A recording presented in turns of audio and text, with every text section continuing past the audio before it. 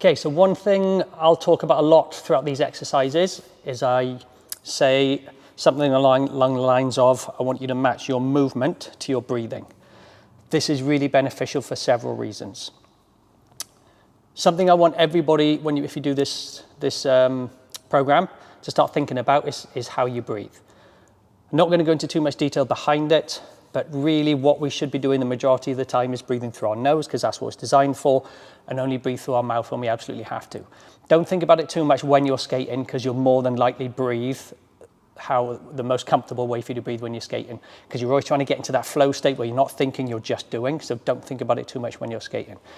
But if you want to get fired up for a skate session, you've got big tricks coming up and you really want to try some big stuff, then breathing faster before a trick is going to help ramp up your nervous system so it's ready. Okay? If you breathe slower, then it's going to calm your nervous system down. So that's a good way to breathe after a session.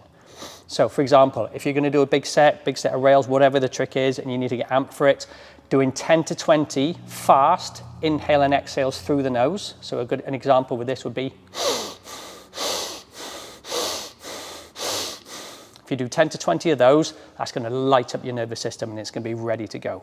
At the end of the session, if you want to calm down, then just slowing down your breathing. Think about elongating the exhale. So think about breathe in for 3 seconds and breathe out for 6 seconds, for example. So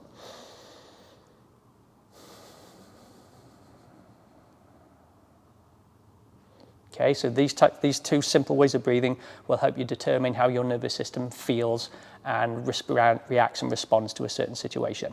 When you come to the moving, it doesn't really matter which you match with, but you either match your inhale to an eccentric movement. Let's use a squat for an example. Breathe in on the way down and then out on the way up, or breathe out on the way down and in on the way up. So that's what I talk about when I say match your breathing to your movement. It doesn't matter which one you do really, you'll probably naturally go to the one that feels the most beneficial to you.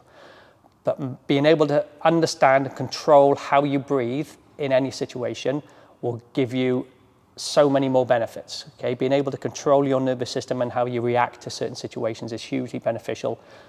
And it's one thing to start thinking about. Don't go too much, I'm not going to go too much into the detail, like I said, but if you just think about breathing through your nose most of the time, and then matching your breathing to your movement throughout these exercises, then you might be surprised how much better you feel.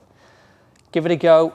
Any questions about it, you can send me a message or on the app, ask, and I can give you much more information on this if you need it, but it's just something to play with and toy with, but don't look too deeply into it for now. Just try and match that breathing to the movement and see how you feel doing that.